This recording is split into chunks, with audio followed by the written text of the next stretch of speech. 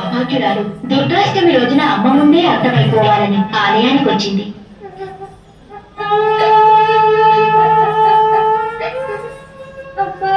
నేను చచ్చిపోవాలి, నాకు బతకాలని లేదు, చచ్చిపోవాలి, నేను చచ్చిపోవాలి.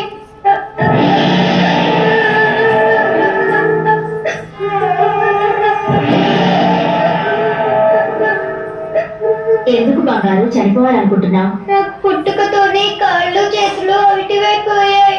పిల్లలందరూ ఆడుకుంటుంటే నన్ను చూసి నాకే ఏడుపు వస్తుంది. రాత్రి కలలో ఓ స్వామి కనపడి, నువ్వు కనకదుర్గమ్మకి నీ చేతులతో పసుపు కుంకుమలతో అభిషేకం చేస్తే నీ కాళ్ళు చేతులు వస్తాయని చెప్పాడు. రెండు చేతులు కదలన్నాన్ని నా చేతులతో నీకు అభిషేకం ఎలా చేయను? కలలో స్వామి కూడా నా కుంటితనాన్ని వెక్కిరించడానికి అలా చెప్పాడు.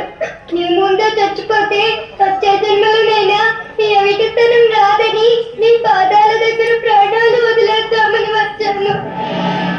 నన్ను నమ్ముకున్న నా వాళ్ళని నేను చావనివ్వను. కాళ్ళు చేతులు లేని బతుకు బతకాలని లేదు. నీ అవిటితనం పోతుందిలే. ఎలా పోతుంది? రెండు చేతులు లేని దాన్ని ఈ జన్మలో నా చేతులతో నీకు పసుపు కుంకుమలతో అభిషేకం ఎలా చేయగలను? రెండు చేతులు కాదు, నా 8 చేతులు నీకు ఇస్తాను. లే, అభిషేకం చేయి. లే,